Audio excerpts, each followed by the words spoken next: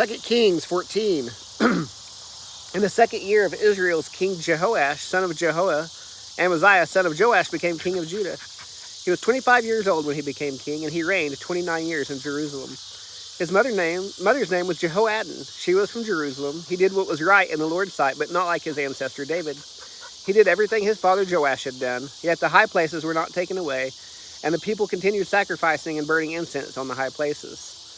As soon as the kingdom was firmly in his grasp, Amaziah killed his servants who had killed his father the king.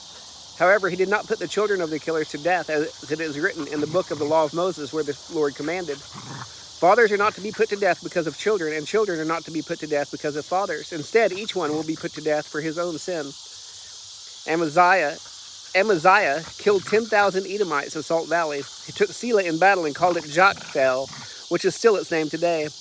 Amaziah then sent messengers to Jehoash, son of Jehoaz, son of Jehu, the king of Israel, and challenged him, "Come, let's meet face to face." King Jehoash of Israel sent word to King Amaziah of Judah, saying, "The thistle in Lebanon once sent a message to the cedar in Lebanon, saying, 'Give your daughter to my son as a wife.' Then a wild animal in Lebanon passed by and trampled the thistle. You have indeed defeated Edom, and you have become overconfident. Enjoy your glory and stay at home. Why should you stir up such trouble that you fall, you and Judah with you?" But Amaziah would not listen, so King Jehoash of Israel advanced. He and King Amaziah of Judah met face to face at Beth Shemesh that belonged to Judah. Judah was routed before Israel, and each man fled to his own tent. King Jehoash of Israel captured Judah's king Amaziah, son of Joash, son of Amaziah, at Beth Shemesh. Then Jehoash went to Jerusalem and broke down 200 yards of Jerusalem's wall, from the Ephraim gate to the corner gate. He took all the gold and silver, all the articles found in the Lord's temple, and in the treasury of the king's palace, and some hostages. Then he returned to Samaria. The rest of the events of Jehoash's reign, along with his accomplishments, his might, and how he waged war against King Amaziah of Judah, are written in the historical record of Israel's king. Jehoash rested with his fathers, and he was buried in Samaria with the kings of Israel. His son Jeroboam became king in his place. Judah's king Amaziah, son of Joash, lived 15 years after the death of Israel's king Jehoash, son of Jehoaz. The rest of the events of Amaziah's reign are written in the historical record of Judah's kings. A conspiracy was formed against him in Jerusalem, and he fled to Lachish.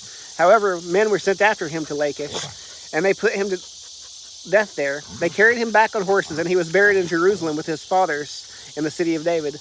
Then all the people of Judah took Azariah, who was 16 years old, and made him king in place of his father Amaziah.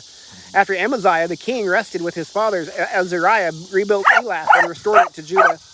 In the 15th year of Judah's king Amaziah, son of Joash, Jeroboam, son of Jehoash, became king of Israel in Samaria, and he reigned 41 years. He did what was evil in the Lord's sight. He did not turn away from all the sins Jeroboam, son of Nebat, had caused Israel to commit. He restored Israel's border from Lebo Hamath as far as the sea of the Arabah, according to the word of the Lord. The God of Israel had spoken through his servant, the prophet Jonah, son of Amittai, from Gath Hepher. For the Lord saw that the affliction of Israel was very bitter for both slaves and free people. There was no one to help Israel. The Lord had not said he would blot out the name of Israel under heaven, so he delivered them by the hand of Jeroboam, son of Jehoash. The rest of the events of Jeroboam's reign, along with all his accomplishments, the power he had to wage war, and how he recovered for Israel Damascus and Hamath, which had belonged to Judah, are written in the historical record of Israel's kings. Jeroboam rested with his fathers, the kings of Israel. His son Zechariah became king in his place.